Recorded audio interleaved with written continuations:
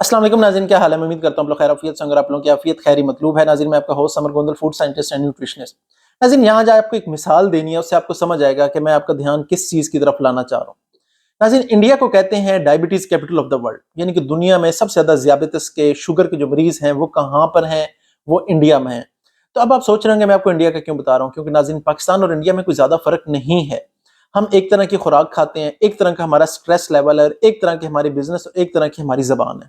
पाकिस्तान का तो आपको डाटा मिलेगा नहीं, इसलिए मैं आपको कह रहा हूँ कि ये सिर्फ और सिर्फ इंडिया में खतरे की घंटी नहीं बज चुकी, पाकिस्तान में भी बज चुकी है। पहले एक सिंपल डायबिटीज होती थी, अब एक उसकी एक और टाइप आ गया, इंसुलिन रेजिस्टेंस, जो अब बहुत ज्यादा उसके पेशेंट्स आ रहे हैं। तो अब मैं आपको बताता हूँ कहीं आप इंसुलिन रेजिस्टेंस की तरफ तो नहीं जा रहे, और उसके बाद आपको 5 से 6 ऐसी चीजें बताऊंगा जिससे आप इसे बड़े आसानी से कंट्रोल कर सकते हैं।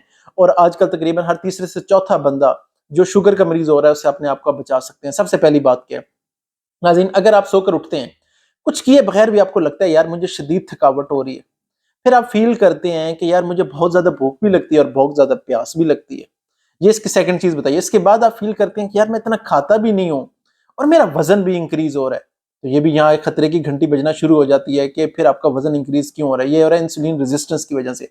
इसके बाद नाज़रीन आप क्या फील करेंगे कि जो मुझे कोई कट लग गया या मुझे कोई जख्म हुआ है, तो यार वो ठीक होने में बहुत ज्यादा टाइम लेता है। और आपका जब वेट इंक्रीज होना शुरू होगा तो फिर आपने क्या देखना है कि अगर आप मर्द हैं और आपकी जो कमर का साइज है वो 40 इंचेस हो गया, और अगर आप फीमेल हैं यानी कि औरत है और आपकी कमर का साइज 35 हो गया है, तो अब आपको ये बहुत ज्यादा जरूरत है इसे कम करने की। इसके साथ दो चीजें मैं आपको बताता हूँ, वो क्या जो इंसुलिन रेजिस्टेंस के मेजर सिम्टम्स में आ जाती हैं, जिससे आपको पता लग जाएगा आपकी गर्दन की बैक साइड कोई काला सा रिंग तो नहीं बन रहा, या कहीं भी आपकी जो जिल्द फोल्ड होती है, जैसे आपकी अंडर आर्म्स है, इसके अंदर आप देख रहे हैं कि जगह ब्लैक तो नहीं हो रही, काली तो नहीं हो रही। अगर हो रही है तो इसका मतलब आप इंसुलिन रेजिस्टेंस की तरफ जा रहे हैं। इसी तरह अगर आप मोटे हैं और आपके बैठते हैं और पेट की तह लगती है और उनमें भी काले रंग का रिंग से बन रहे हैं, तो इसका क्या मतलब है कि आप इंसुलिन रेजिस्टेंस की तरफ जा रहे हैं। इससे नेक्स्ट स्टेप में क्या होगा कि आपको ऐसे लगेगा कि आपके पाँव के अंदर चूंटियां काटती रहती हैं।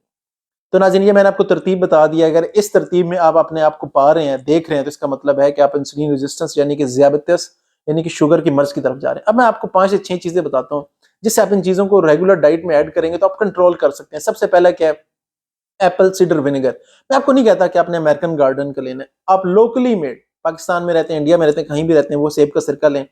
जो 2 मेजर खाने हैं सुबह शाम का, उससे पहले आपने 1.5 बड़ी चम्मच जो होती है, टेबल स्पून की बात करूं, टी स्पून की बात नहीं कर रहा, वो अपने एक गिलास मिक्स करके ले लेना। उससे क्या होगा कि जब भी आप खुराक खाएंगे तो जो ग्लूकोज स्पाइक बहुत ऊपर जाती है वो आपकी नहीं जाएगी। दूसरे नंबर पे आ जाता है नाज़रीन मेथी दाना। मेथी दाना क्या करता है नाज़रीन? वो आपकी इंसुलिन सेंसिटिविटी को इंक्रीज करता है सेलुलर लेवल पे, यानी कि जो बॉडीज के कोई भी जितने भी सेल हैं, जो खुलियां हैं, जो अरबों की तादाद में, वो क्या करता है उनके अंदर इंसुलिन सेंसिटिविटी को इंक्रीज करता है, तो बड़ी आसानी से इंसुलिन उनके अंदर जा पाती है और इंसुलिन रेजिस्टेंस कम होना शुरू हो जाती है।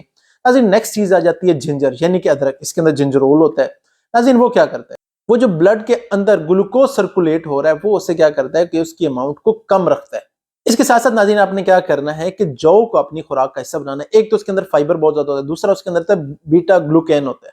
ये क्या करता है कि जो इंसुलिन की सेंसिटिविटी है वो इस लेवल तक उसे एनहांस करता है कि जो आपके बॉडी के सेल हैं, खुली हैं, वो ज्यादा से ज्यादा एक्सेप्ट करते हैं इंसुलिन को। तो उससे भी क्या होता है कि आपकी इंसुलिन रेजिस्टेंस कम होना शुरू हो जाती है। नाज़रीन, नेक्स्ट चीज आ जाती है ग्रीन टी, जो हम पीते हैं, सब्ज चाय हम जो नॉर्मली घरों में भी पीते हैं। वो क्या करता है?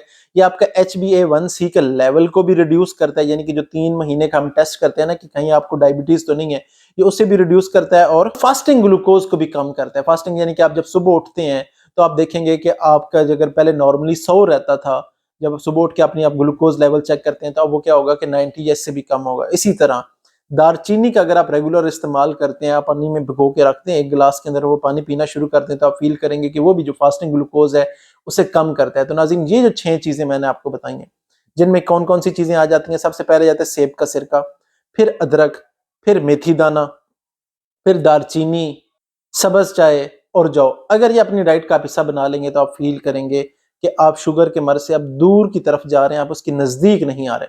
तो नाज़रीन, मैं उम्मीद करता हूँ आज का सेशन आपके लिए फायदेमंद रहा होगा। किसी किस्म का कोई सवाल हो तो कमेंट बॉक्स में पूछ सकते हैं। आपने समर गुंदल को इजाजत दें। अल्लाह हाफिज।